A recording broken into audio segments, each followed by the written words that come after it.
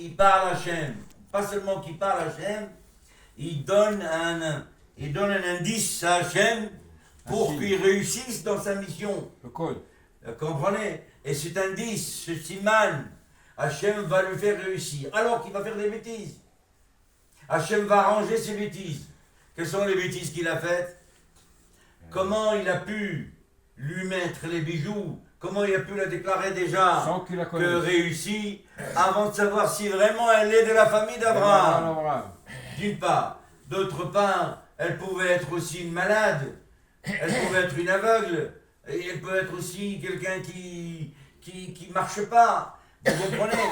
Et malgré ces bêtises-là, malgré qu'il n'était pas assuré à 100%, mais il avait confiance en son maître Abraham. Lorsqu'il lui a dit, ne t'inquiète pas, avance, le malach sera avec toi. Tout le temps, Il sera avec toi, ce que tu fais, il te protégera. Lorsque l'indice était là, qu'il a vu que la famille d'Abraham sait, il a vu le chesed, il a vu le comportement d'une petite gamine, enfin une petite gamine de 3 ans, une fille de 3 ans, qui était prête à donner à boire à tous ses chameaux, à tout ce qu'elle a sauvé, le petit garçon qu'elle a sauvé, comme je vous ai raconté, la vieille dame qu'elle a sauvée, beaucoup de choses qu'elle a faites devant ses yeux. Alors elle a vu, effectivement, il a vu la main de Dieu. Il a vu la main de Dieu, il a vu effectivement que c'est celle-là qui est destinée pour lui. Alors, et il était persuadé, et Akadosh Baruch Hu, à quelqu'un qui est persuadé, même un goy, il n'est pas juif, qu'est-ce qu'il fait? Akadosh Baruch Hu lui arrange la situation. Et il lui répond. Il lui répond comme il voulait. Mais attends, il lui a répondu en tant que serviteur. Il a répondu, il a montré, regardez, premier miracle, l'eau est montée sur la surface. C'est extraordinaire. L'eau est montée sur la surface. Et donc, en montant sur la surface, il a montré qu'effectivement, c'est pas n'importe qui, c'est simplement au grand tzadikim, au grand mishpachot, ba'alei chesed, comme Yaakov Avinu. Lui aussi, quand il est arrivé de l'autre côté, c'est pareil. Moshe Rabbeinu aussi l'a envoyé. Alors il a compris qu'il y avait un grand message là-dedans.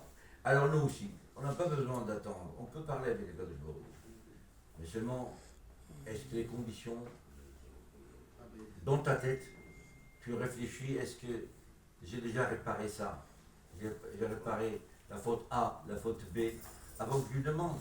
Même si je ne l'ai pas réparé, mais au moins dans ma pensée, dans ma tête, j'ai un regret. Dans ma tête, j'ai une pensée. Comment j'ai pu faire des choses pareilles? Tu as compris? Donc à partir de là, que je demande pardon, à partir du moment où j'ai déjà le regret dans ma tête, je peux me permettre de demander à Kadosh Baruch Hu de me pardonner. Effectivement, de me pardonner. Et pas seulement de me pardonner, de me faire réussir une mission que j'ai envie de faire, vraiment, les Shem Shamaim. C'est ce qu'il a fait, Eliezer. Eliezer, il est parti. La première chose qu'il a sentie, mais c'est pas possible. Une route de 13 jours d'après le Midrash, de 11 jours d'après d'autres, il l'a faite en quelques heures. C'est extraordinaire. Il a compris qu'il y avait la main de Dieu. Toujours avec lui.